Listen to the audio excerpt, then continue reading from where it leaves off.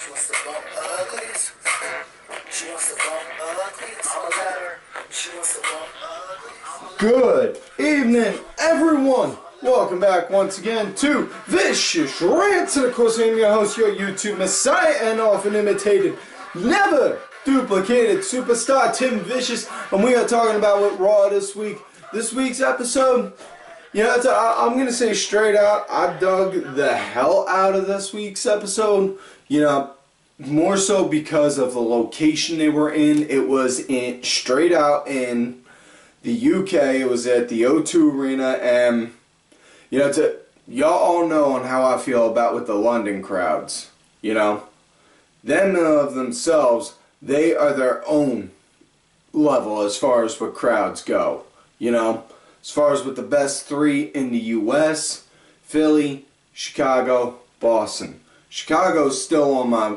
Chicago though, they're about a heartbeat away from getting put on the blacklist though, given on how they've been acting ever since, you know, Phil wound up quitting. But digress. Raw started out with Dean Ambrose coming out for the Ambrose Asylum. Yes, that is right, folks. The Ambrose Asylum. And yeah, introduced his guest for the evening, the host once again for Monday Night Raw, Shane McMahon, which, okay, we're now coming up on three weeks out from WrestleMania. And this is the third consecutive week since Shane lost to The Undertaker, where his stipulation was that if he lost, he would not be allowed control of Monday Night Raw, and this is the third week in a row he has been. This is becoming an issue. It's taken away any and all credibility. The Raw after Mania, okay, you can do that to make a point. You know, they could have done that to make a point, and then have the next week Shane and Vince come out, you know, go face to face, have Shane talk about, hey, you know, I did great that Raw right after. I did this, and I did this. You never would have done that. And, you know, they could have had them bicker back and forth, you know, something like that. But instead, it's just, yeah. So, he lost the match, jumped 20 feet off the cell to land on a table, damn near wrist paralysis and death. Didn't gain control of Monday Night Raw, but still got the control Raw for 3 weeks. So, still trying to figure out the sanity on this one. But yeah, Shane's there, he's talking, you know, Shane's going and doing his deal, saying, you know, he's bringing about the new era, and then out comes Owens saying, you know, I got an issue to pick, because you are just like any other McMahon, you are drunk with power. The second that you want to target this generation's greatest competitor, which is me, and you aren't doing anything about it, you know, talking about on how he should have hit, you know, talking about on how he was escorted out of the building last week. And Shane just said, like, you said you were going to beat up Sami. So I had to. Oh, so, because I'm being honest, you punish me. And then Sami comes out and says, oh, Kev, you say I was riding your coattails. Let's not forget, I got signed to WWE long before you did. And then he gets in the ring, and then out comes Jericho saying, you know, I gotta agree with Owens. You do have a problem, Shane, because you're not recognizing the best in the world at what he does, which is me. And then Ambrose just steps in the middle of all of it and is like, hold it! Don't hurt the plant. Okay, and this isn't actually a plant. It's, you know, as you can obviously see, it is my fan. Because yes, I have my fan enjoy the show and be a part of the show. Just as much as any other person would when they have a fan. But, that aside, just using that as an example. But, yeah, Shane winds up saying, you know, how about we're going to do this. At Payback, Ambrose, you're going to go against Jericho. And Owens, you're going to go against Zayn. That's it. And then everyone just started swinging at each other. And, yeah, they went to commercial. Right after that, they come back. They announced that Shane announced the match our first match tonight, Chris Jericho versus Sami Zayn, which is already in progress. And this was a good match. They had very good chemistry with each other. I really liked that, you know. It was good. It was a good, solid opening match, you know. Hopefully, maybe some point down the road, we'll wind up seeing more like Chris Jericho, Sami Zayn one-on-one matches. I know they had one on SmackDown the week before, but, you know, would just like to see more. You know, maybe something a little farther down the road. Anyways, match wound up coming to an end when Jericho was in the corner. Sami was lining up to go do the Palooza kick. You know, run and start. Jericho drops down and buckles down. And Zayn, he reaches over to go get him. Ref pulls him out back. While the ref's back's turned, Jericho, thumb right to the eyes. And then thumb right to the eyes and then hits a code breaker for the 1-2-3. So he sneaks a win walking out on Sami Zayn with that. Okay. Next matchup, we got semifinals for the tag team tournament to determine #1 contenders. Up first, we got Enzo and Cass coming out. Nice, good, solid pop. Wouldn't say as good as the one they had at TakeOver at NXT London, but it was a good one. Versus the Dudleys. Yeah, would go over Enzo's opening promo, but yeah, it's pretty self-explanatory with that.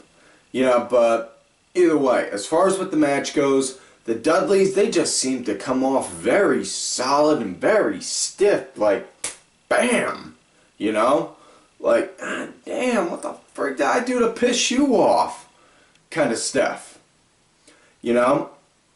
That, of course, you know, Enzo and Cass. Don't get me wrong, nice, good, solid tag team. It's just would like to see Enzo be able to pull out a handful more moves because they always, and I mean always, have Enzo be the guy that's on the ass end of the ass kicking. He starts out the match, pulls out a couple moves, goes and does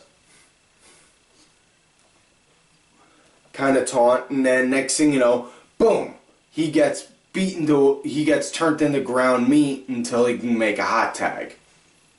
You know, but yeah, once Cass got the hot tag, he wound up clearing house, took the Dudleys down with no problem. Next thing you know, tagged in Enzo, set them up. Cole wound up saying it was a skyrocket or a bottle rocket or something. Yeah, everyone who watches NXT, they all know from hearing it. Air Enzo, you know, just wham, threw him down, got the 1-2-3. So Enzo and Cass won. They're in the finals now, which is going to be at Payback. So yeah, now we come to our next match, which is Fandango Hopper? Fan Booger Flicker. Fan Butcher Baker Candlestick Maker. Fan Johnny Curtis? Yeah. Fandango going up against Baron Corbon with Ziggler on commentary, and this was just straight out one-sided. Fandango got like a handful of chops in, but after that, Corbon just just completely annihilated and destroyed him. You know? It was just, ugh. You know, it was like watching a train wreck. You know? It was like, no lie. Excuse me. Corbin got the end of days in on him, got the 1, 2, 3, and then after that started proceeding to beat the crap out of him. Ziggler wound up coming to go and stop it. Stopped Ziggler dead in his tracks. So, from what it's looking like, at Payback, we're going to wind up seeing Corbin versus Ziggler again, which, not going to lie, I'd have zero problems with that. You know? It's time to let the NXT generation start to move up onto the roster, and once they're on the roster, they need to get over.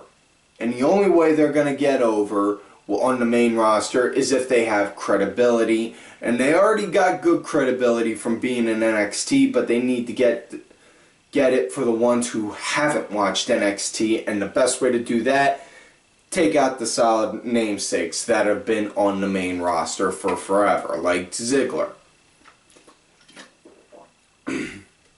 Sorry about that. That next matchup, now before this match came to be, Miz wound up coming out with Maurice, and yeah, really did not miss hearing her French-Canadian accent. It's like nails on a chalkboard for me. But yeah. They were out there doing their thing, talking about on how they're the ultimate Hollywood it couple and all. And then Cesaro came out, and just point blank, Miz went to go and do a Liam Nielsen impersonation doing, you know, like, I don't know who you are, but I have a particular set of skills. I will find you. I will beat you at Payback. And I will stay Intercontinental Champion. And I am forevermore the taken ball bag. Doing stuff like that. And then Cesaro just like, boop. You want to do movie quotes? I'll do one for you. I've come here to chew bubble gum and kick ass. And I'm all out of bubble gum. And then Miz is like, you want to do this now? Well, no. Because you already have a match. And out comes Rusev. So, it's looking like we're going to get Cesaro and Rusev. However, Cesaro pulls a Vince Russo-like swerve on us and says, I talked to Shane McMahon and I made this into a tag match, the League of Nations and you, Miz, versus me. And then he starts stripping, and then, you know, if you heard closely enough, you could hear the sound of a million fangirls' ovaries all explode at once. And then you notice Cesaro's wearing a Bootio shirt, and it's against his tag partners are New Day. So, we got Cesaro and New Day versus League of Nations and Miz. Hope you appreciated that long-winded build-up, because I was trying to work on that. As far as what this goes, New Day was taking good control right at the beginning of the match. Really liked on how they were working, you know. And you know, not gonna lie, when they first started, was not a fan of them. They've grown on me more so because they ditched the whole preachery kind of gimmick that they were originally coming off with, and now they're just, I swear, creative just has to go up to them and be like, you know what, fuck it, we don't care. You guys go and do your own thing, because you guys sure as hell can work a lot better than us. I swear, that's got to be on what goes on there. But yeah, they were doing good. Yeah, they were in good control right at first. And then Del Rio, he got the upper hand on Woods. And then Woods wound up getting put on the ass end of an ass beating in that. You know, I'm not normally a fan of 8-man tag matches, you know. Too many people, yeah, it's just personal taste. But this was a pretty good one, you know. But the end wound up coming to be when, right at the end of the match, everyone was hitting each other's finishers on each other, you know. Yeah, and then right after, you know, everyone was hitting each other's finishers. Sheamus got the bro kick in. Kofi hit the SOS. Del Rio did the backstabber. And then Big E did the belly to belly. And then Miz went to go line up for the Skull Crusher finale. And then next thing you know, right out of nowhere, Cesaro just comes up and boom, hits the neutralizer on Miz. Gets the 1, 2, 3. So since he got the pin on Miz, it's gonna look like that for all intents and purposes. He's probably not gonna win at Payback. Then again, wasn't thinking he was gonna anyhow, considering that they just brought his wife back into the fold for WWE. So yeah, not thinking that they were gonna. So next matchup, we got another 8-man tag match. Yeah, this is a woman's one. It was Natty, Becky Lynch, Paige, and Sasha Banks going up against Team Bad, Naomi and Tamina, Summer and Charlotte. Now everyone, and I mean everyone, got involved in this right off bat, you know. And I'm not talking like everyone was in the ring and they all started swinging at each other. It started out, Natty and Summer Rae started the match off, but then everyone just went and they got their moves in on each other, you know. It was, yep. Trying to think on how to describe it for those who haven't seen it. It was, yeah, Summer was outside. Nate went to go help her. Paige, who was already on the apron waiting for a tag, just went, or not that she was waiting for a tag, went and did a senton off on them. And then Becky wound up going and doing it. And then, they all started just hitting each other with their moves. So yeah, that's on what I mean. And it's not like they lost control during the match or anything. But, it was fairly okay, Everyone got involved. Team Bad pretty much dominated the heels wound up dominating most of the match, which,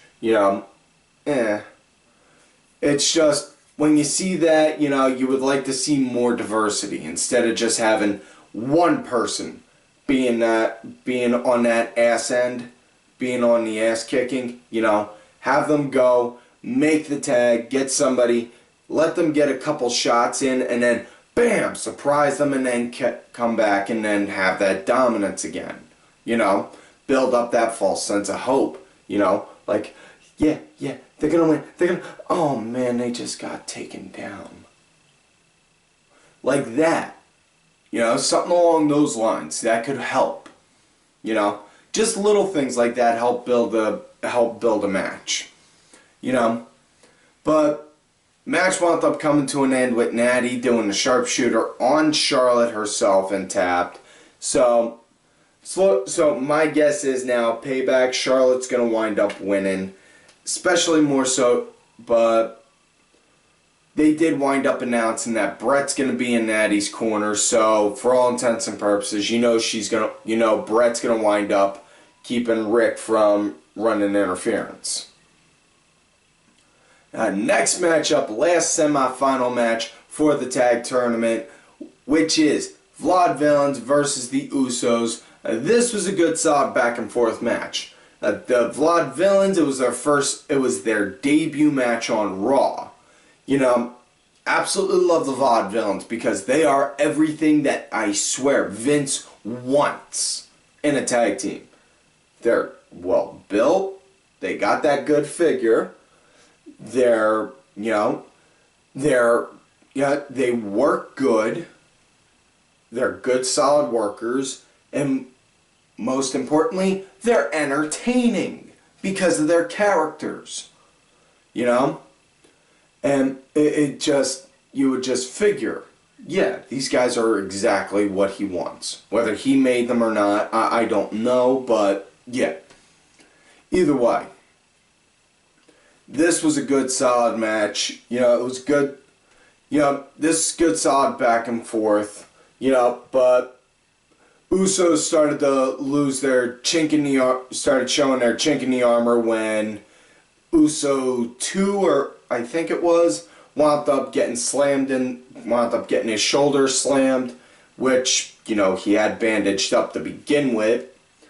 But yeah, match came to an end when the VaudeVillians hit the Will and Dervish on them, and then got the 1, 2, 3. So it's gonna be for the finals at Payback, Enzo and Cass versus the VaudeVillians, which case we're getting an NXT tag match.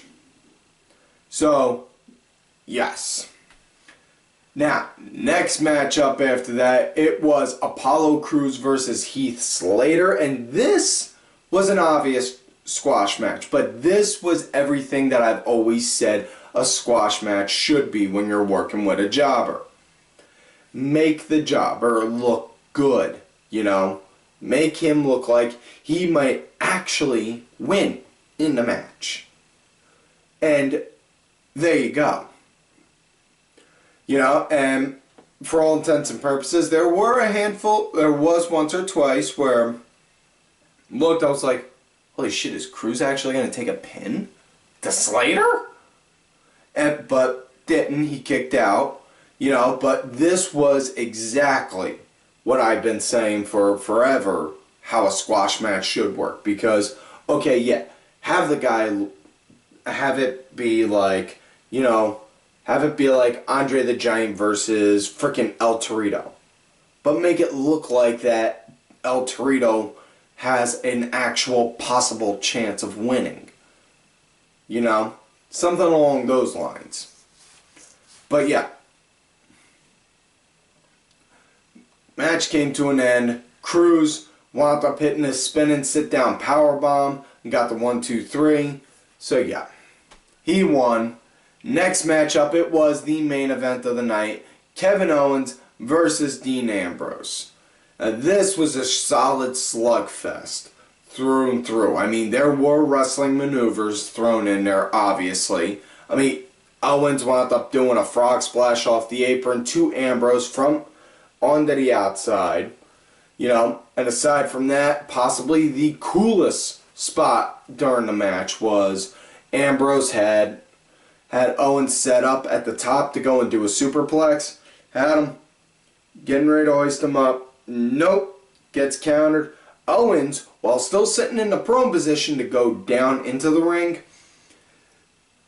hoists Ambrose up, turns himself around completely, and then drops Ambrose directly into the ring.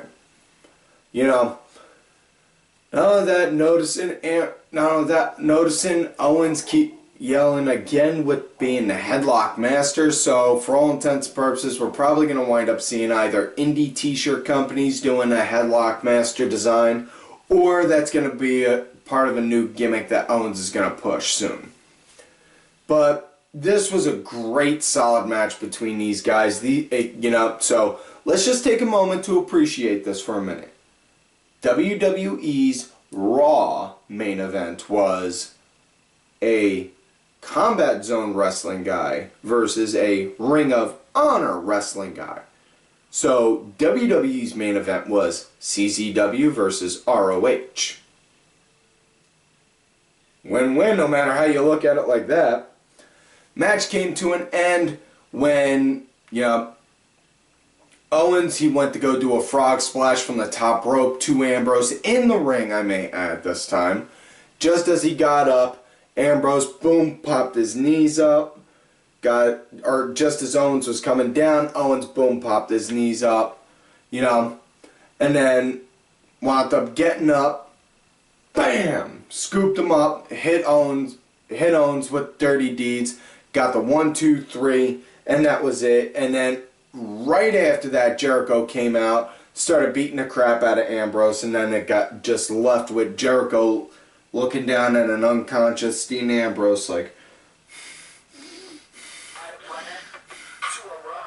So yeah, that's it for this week's show, folks. So, like on normal, do not forget to like the video, subscribe to the channel, go back, watch the other episodes, look for me on Twitter at TimVicious. Make sure y'all also look for my other account, Tim_Vicious. I am also out there on that Facebook gimmick, Tim Ashton. It is a very open, very public account. Also, do not forget to look and follow all of these cool-ass cats right here on Twitter. Vicky Earls, I am Danny Sunday, Axel Mulligan, Sunday Segway, Sinfully Sabrina, WWE Grandpa, Aaron _Deborah, my executive producer, Oliver Ben, as well as my client, Bronx Bitch Forever. And, folks, like I always tell y'all, you love me great, you hate me. Fuck you.